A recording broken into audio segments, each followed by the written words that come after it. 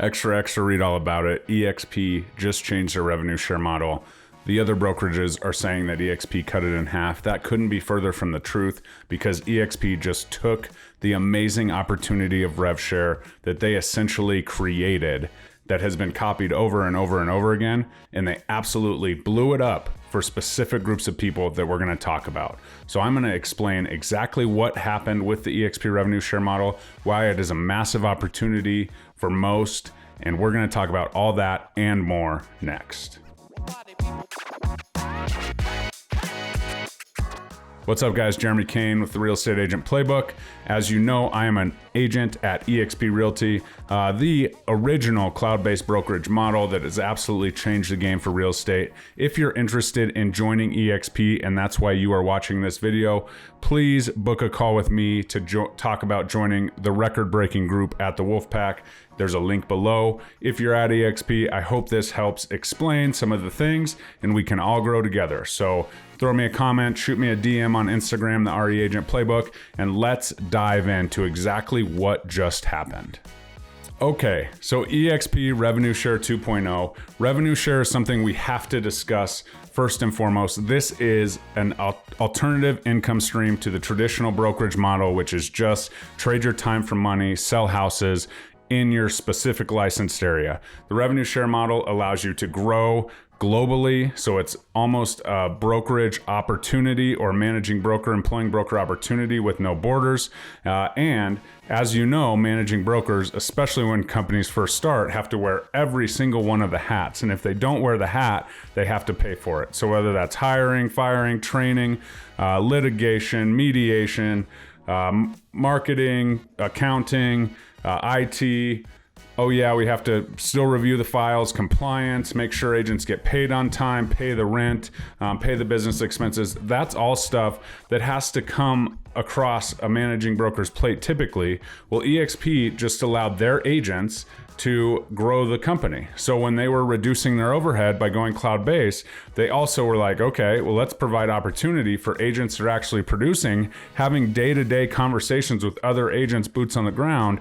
Let's have them, grow the company this way and be rewarded for it fairly without the massive liability that comes along with being a broker. It's likely for the team lead, right? Maybe a little bit less. Maybe you don't have to pay, the rents and things like that. Maybe you do. But team leads are also somebody who takes on so many duties and so much responsibility. Well, EXP at least provides that brokerage opportunity, and whoever brings or talks to the agent about coming into EXP, sets it up for them. That's a sponsoring agent. Every time somebody in that agent's downline, 7 tiers deep, closes a transaction, this agent is getting compensated. And this is the revenue share model. And we will share slides. I'll talk a little bit about the original revenue share model, or what it was, I guess. And then we'll talk about revenue share 2.0 and why this opportunity is absolutely massive. So let's kind of get into it. Okay, so here's the model that we just came from. We'll call this Revenue Share 1.0. As you know, Revenue Share 2.0 is the one that was just released. So when we look at this, I want you to understand one thing. The adjusted gross commission income is dynamically calculated to ensure that EXP does not pay more than 50% of the money that's coming in into the revenue share pool. What EXP does, as we'll show on a future slide, is they take that money, and all of the money that goes into EXP in the form of commission split is split directly in half. Half of the money goes to EXP and half of the money goes to the revenue share pool. That has not changed 1.0 to 2.0. It's just much more clear what happens to that money and how it's adjusted. So in the event, as you can see here, that all 7 tiers were filled and they had the FLQAs needed, as you see on the right. An FLQA is a frontline agent that closes at least $5,000 in GCI every 6 months. So essentially one deal every 6 months in most markets. That is how you open the tiers. And as you can see here, tier 1 was open immediately. You needed 5 for tier 2, 10 for tier 3, and so on, as you see on the right-hand side of the screen. So this was very dialed in. However, if every single tier was open, the sponsor who had you on that tier had the FLQAs needed, then that would completely pay out. If you added all of these numbers up, these 3.5s, the 3.8 and 2.2, all of these numbers actually equaled 20% of the gross commission. Well, EXP only received 20% of the gross commission. The thing was that a lot of these tiers weren't always open. And so EXP has adjusted the FLQA count. They've adjusted some of these numbers on here and changed where we calculate the payout from. And so this is the original model. Just to be clear here, $10,000 commission closed. John on my tier 1 closes $10,000 commission. I would be entitled to up to $350 from that $10,000 commission. Now, what that looked like, I'll show you on the next slide here. So what had happened is EXP would say, okay, this is the company commission, and everything would be calculated off of this number, the commission that the company received. That's the 3.5% we're talking about of the gross commission. So if you have 1533 times 5 to get the gross commission of, 7665, that's how much this GCI was. On my tier 1, 3.5% of that money would be $268.28. As you can see here, my final revenue share was paid out $222.67. So this is what I got for this commission, and I should have gotten this based on just that one sheet. But EXP could not pay more than half of the money that it brought in to revenue share, otherwise they couldn't pay for the company to run. So it's always been 50-50 split. However, we just had this buffer, so 4561 that I was not getting from this, 3.5% of her gross commission. So that is exactly what it used to be. So here's Revenue Share 2.0. Started with exactly the same. This is not changed, it's just visualized differently. 80% of the commission goes to the agent, 20% goes to EXP while they're still in their capping period. Of that 20%, the company gets 50%, and EXP's revenue share pool gets 50%. So essentially 10% of that whole commission is going to the revenue share pool to be divided out. And so I don't want you to focus on too much in this. As you can see, 17.5 of the revenue share pool. In this section, you have 19 plus 1 for 20%. Notice 0 FLQAs on tier 1, 2, and 3. That is new, right? So you do not have to have any tiers open. Who is this good for? This is good for people coming over with a group of agents, maybe also known as a team or a brokerage, to really inspire and help people get their feet on the ground. So a team lead can be here on my tier 1 if I bring them in. They could put their top tier agents on tier 2 and then stack everyone under tier 3 from there, so that some of their top tier agents are getting a head start on revenue share as well, the life-changing revenue share that it is. And the team lead is not taking a big hit because all 3 of these tiers are open as demonstrated right here. So tier 1, tier 2, tier 3, tier 4, you do need 5 qualifying agents personally sponsored. So in that case, the team leads, or the brokers making it, so those top performing agents are on that tier 2. He's rewarding them by stacking people on tier 3, and he is also going to be rewarded because those are his top tier agents, so they're going to be closing deals. So say he had a team of 25. He stacks his top 7 to 10 people on his tier 1, and then he divides the other 15 up, appropriately, so that they start to see rev share. They can start to, grow and have a voice of leadership and that kind of stuff, and no one is affected. So that is this section of 2.0. So what's this mean, right? Let's break this down.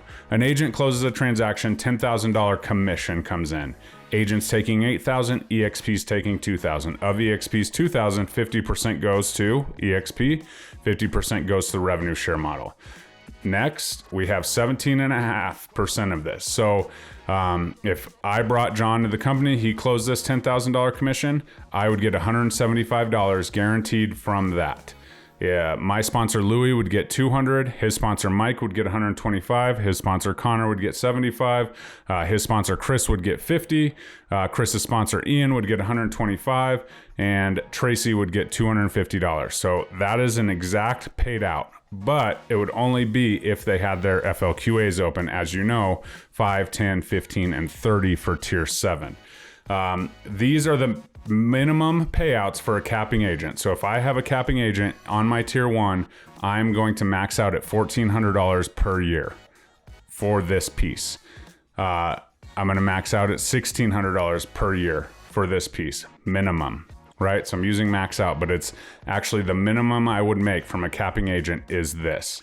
You see here, we have a bonus. This is the new structure. This is the old SRS buffer, but it's now calculated in a bonus. The difference being the SRS buffer used to be calculated based on how many units were closed across all the tiers, and it would be split amongst, it would be weighted differently depending on how many people were on how many tiers and how many units closed on those tiers. And so it's very confusing and convoluted. They've taken that 7-tier bonus buffer structure and made it a 3-tier bonus structure. So the bonus is calculated based on agents on tier 1, tier 2, tier 3. So if you have agents that close deals, you're going to get this minimum number if they cap, plus a bonus as they go along each month, paid on the 3rd Friday of each month. Okay, so that is how it works. And you can see, okay, you have, 5 to 10 agents who are closing deals and capping. That's pretty good. $1,400 additional dollars just for having them sign up and, come work with you, right? Plus the bonus. Now, with this change, they also incentivized people to, as they come into the company the first year. If you bring an agent, no matter if they're in their 10th year of business or their first year of business, their first year at EXP, you will be paid on that tier 1 at a 50% of the revenue share pool. So this $10,000 commission, while the agent has not capped, is going to be $500 to your revenue share as we go, capping at $4,000. So that first year agent is worth $4,000 a year. Pretty cool. Then they would slide into this traditional model as we go. The bonus is not affected by this technically, but if that money is paid out, there will be less money in that 50% pool to bonus at the end. So it's kind of like a guaranteed bonus. It is not paid out like the bonus. It is paid out at time of transaction close. So then we have this revenue share 2.0. So this is what it looks like. Okay. This agent, $3,248, half of that, right, was $3,248 was paid to EXP. Half of that is $1,624. So $1,624 is the company's portion put into the revenue share. Every single dollar of that will be paid out through the tiers or a bonus, right? They're paying out every penny that goes into the revenue share pool. So this is exactly what it used to be. It's just much more transparent. $284.20. That's my final revenue share. On the 3rd Friday of this month, I will get a bonus based on this exact payment. So this is what I'm getting, and then I'm getting the bonus. So that is the difference between revenue share 2.0 and 1.0 is that bonus. So it's kind of like this. Before the revenue share was on a 45-degree angle, it would grow throughout, and you would get a small, tiny blip, for that buffer adjustment because it was a lot less. Now you're going to be more hanging out on the floor, right? You're here, it's coming, it's increasing, and then boom, it'll increase drastically on that 3rd Friday so that EXP ensures that all of that money in the revenue share pool is paid out to those tiers 1, 2, and 3 every single month. Okay, so now let's talk about where this bonus money comes from. First and foremost, an FLQA shortfall. So the company will not pay the full share, right? Let's say we're on tier 7 and we don't have 30 agents. So Frankie on my tier 7 closes a deal and I only have 15 qualifying agents, then I am only going to get 2.5% of that. So the expansion share only instead of 22.5 plus 2.5%. So if I don't have that tier open, this 22.5% is staying in the revenue share pool and will be divvied up in bonuses based on tiers 1, 2, and 3 and transactions that closed in that month on people's tiers 1, 2, and 3. Likewise, if I do have 30 agents, then I would get that $250 total payout of 25% of the revenue share pool. So that is the first shortfall, is if you do not have FLQAs. So tier 4, 5, 6, and 7 require these FLQAs to be open. And so if I don't have those, that's where the first piece comes from. Next, we have the tier breakage. So say somebody in my tier 2 closes a transaction, but the person that sponsored them, that they're in their tier 1. So my tier 1 agent, John, brought in Sarah. John left the company. Sarah is still there closing deals. No one slides up. Sarah stays on my tier 2. However, the money that John would have earned now goes back into that revenue share pool. And since it was a tier 2 agent closing, I would earn a piece of that bonus based on, the revenue share payout of the total number of transactions on those tiers. So that is tier breakage, which is a big one, right? If someone leaves, you could have, tier 2, tier 3, tier 4 that they left.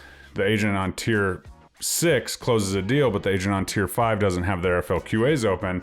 So then it's a whole thing. So there's a lot of areas. So FLQA shortfall, tier breakage, and then revenue share payouts without teams. So original people at the company sometimes only have, 4 tiers up. So if they're on, Joe's tier 1, and there's only 1, 2, 3 people above Joe, then there's also 3 tiers that are unpaid there. This one's probably less likely, but there is still people at the company that are in those higher up tiers that are closing transactions. So out of all of these, there will be a pretty lucrative bonus piece at the end of the month that will be paid out on tiers 1, 2, and 3.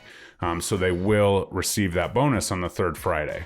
And one thing that people aren't focusing on fully is this right here. Because EXP went to this bonus structure where you know exactly what your floor is, what you're getting paid out at first before the bonus, you can now actually get paid by clicking this button, US only, for the time being, expanding to Canada and then beyond. You can click this button and get paid now. Granted, depending on your bank, it could take 2 hours, it could take 12, it could take 1 day, but you can have access to your revenue share in live time. So what's this look like? And at first I was like, oh, that's like an accounting nightmare. But when you really step back and think about it, with high interest rates on credit cards, with, massive opportunities in the stock market based on day trades and that kind of thing, you can get access to your revenue share all month long for $1, right? So it used to be revenue share would build up, like I said here, right? And we would have to wait till the very end to take it because we didn't know what that final adjustment was going to be. Well, now that we're here, you can start taking pieces of that. So if you get a huge opportunity, you want to make this day trade, not my gig, but it is what it is. Or once you get bigger, there's people that are taking this money out and loaning it as hard money for, fix and flips and things like that. So whatever your investment strategy is, that's not what we're here for. But the access to real-time revenue share right now could be a game changer for some people. This is the only model like it because the other models still have buffers, still have adjustments, still have to, have the FLQA issues and all of that. Well, EXP 2.0 right here, pay now. This is a game changer, and this will be what we really remember from this shift from 1.0 to 2.0 is this right here, because it is very difficult for this not only in the back office to be replicated, but in general based on the other models that still have the old EXP copycat going on. So revenue share, get paid now, absolute game changer, and what I think will be the number one reason why we remember this time right now in this revenue share update. So ultimately, there's a lot to be learned about this new model. There's massive opportunity for people coming into the company to get a sprinting start, where before they had to really be strategic and they had to, okay, I'm going to sponsor everybody on my first tier because I got to make sure my tier 2 is open before I start putting agents there, strategically. Well, now you have open playing field tiers 1, 2, and 3 for you to kind of be strategic. You can provide opportunities for other people that are coming to get a sprinting start. And ultimately, since those are bonused, EXP's been, I've heard it all before, like, oh, those guys make so much money at the top, I'm going to go to this brokerage to get the early adopter. Well, now at EXP, tiers 1, 2, and 3 are bonused and rewarded. So agents could come over and really start sprinting and pushing as hard as they can to have those tiers 1, 2, and 3 filled, and then naturally 4, 5, 6, and 7 might build out over time. Essentially, people that are really focused on building and doing all of this typically build out a tier a year. That strategy might be different now because tiers 1, 2, and 3 are those bonus tiers and so on. So the real winners are the people who, the newer agents are at the company and they can immediately make an impactful revenue share income based on this new revenue share 2.0. The other winners are teams and brokerages. If you're a team or a brokerage and things are getting tough, you're worried about the commission lawsuits, you're thinking, well, if I ever got sued, my company would be gone. This is the time to make it happen. I will also say brokers and team leads, all of the things that EXP is doing for you to come over is beyond this, right? There's more to, EXP bringing teams in, things that they can do to help with that transition other than this revenue share 2.0, which fits perfectly into that plan. So next time you hear somebody say EXP struggling, they cut revenue share in half, that's absolute garbage. What they actually did was make a sustainable, more transparent model. They actually opened tiers up for tiers 1, 2, and 3. So changed a lot of people's lives just like that for making that decision. And they made the revenue share model sustainable long-term. And what they did compared to other models is they opened some tier structures up. We still have the very best revenue share model there is. Nothing changed about the money coming in and going out. 50-50 split still today, yesterday, the day before, and many years before that, and many years beyond. But Revenue Share 2.0 is much more sustainable and gives agents an opportunity that want to be leaders, that want to step up, they want to continue to produce, they want to continue doing that piece, but they want to develop an exit strategy. This is absolutely the exit strategy you're looking for. And if you are interested in building this up before your retirement years, now is the time to jump on the bandwagon because this model just got a whole lot better for people that want to develop an exit strategy, but also don't want all the headaches and all the hats. We'll give you a Wolfpack hat, give me a call, book a call, and we'll make it happen.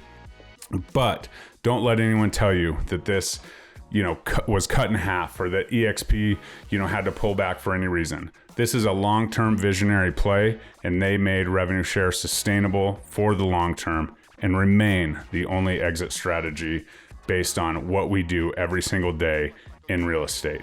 So if you want to quit trading your time for money at some point in your career and you want to maybe be a part of those kids' lives or you want to do all of that, this is your opportunity, right? Still willable, still able to, provide for your family for many generations to come.